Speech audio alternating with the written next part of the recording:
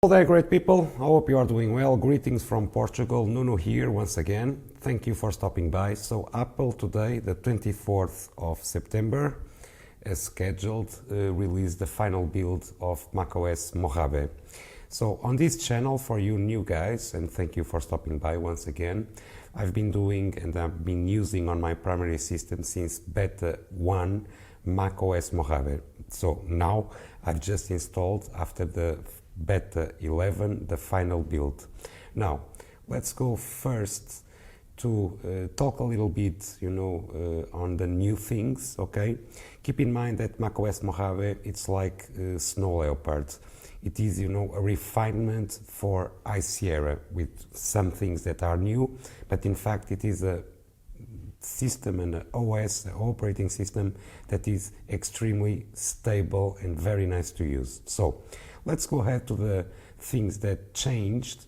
And the first of all, of course, everyone was asking for it. It's the dark mode. Okay, now you have dark mode and it's nice. But honestly, I prefer to use, the light mode. Again, regarding the desktop, you have now dynamic wallpapers.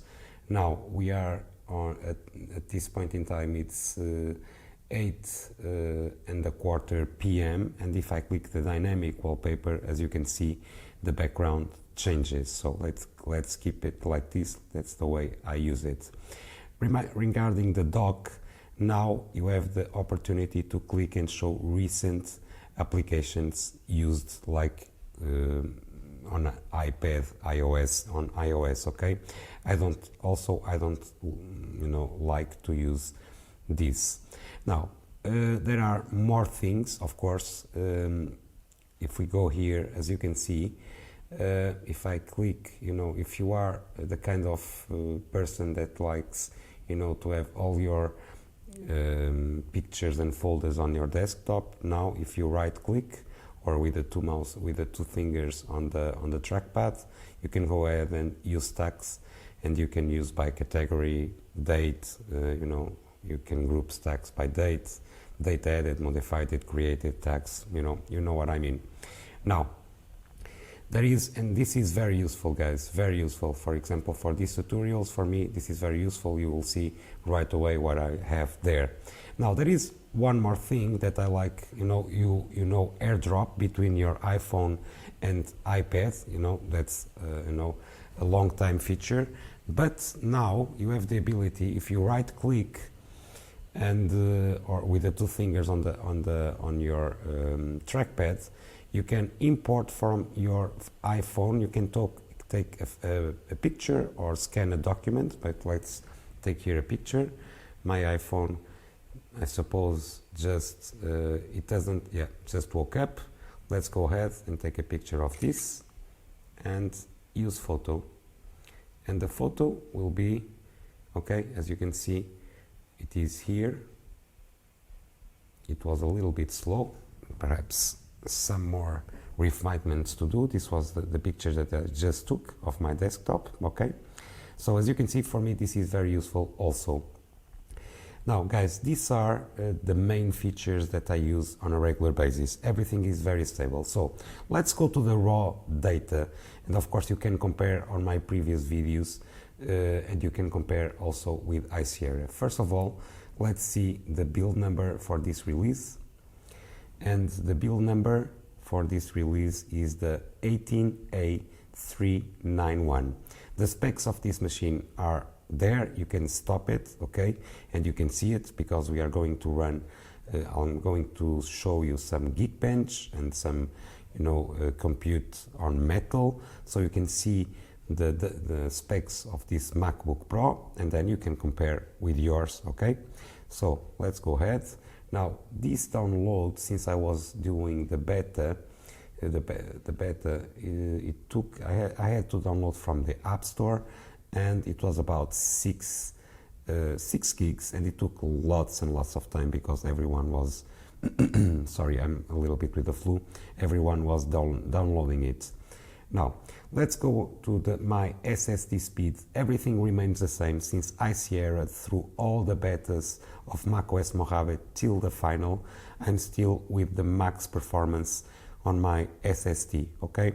This is an Apple SSD, of course. This is a configuration from Apple, and as you can see from a mid-2015 MacBook Pro, 15-inch, it is perfect. No issues, no degradation, everything. It is working perfectly. Honestly, it is better than iSierra. Now, if we go to the Geekbench that I took on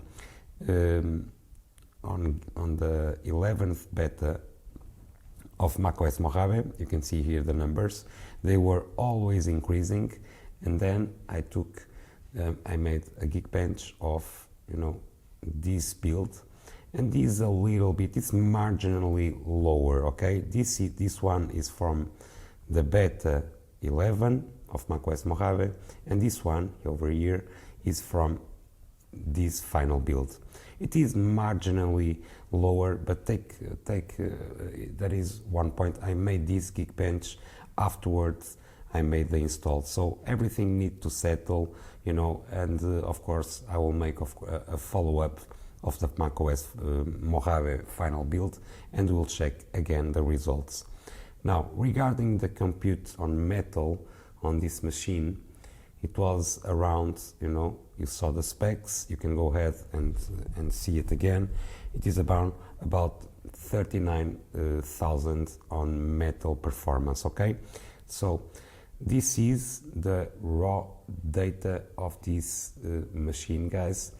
There is one thing, all the apps that I use, I use lots and lots of applications, third-party applications. There are lots of tutorials on how you can install, third-party apps. For example, if I go here to security and privacy, you can see that I have enabled install anywhere. If you go ahead to your computer, to your Mac, you don't see these. So if you want to know how you can check my channel, and there is, of course, lots and lots of tutorials on how you can enable this feature.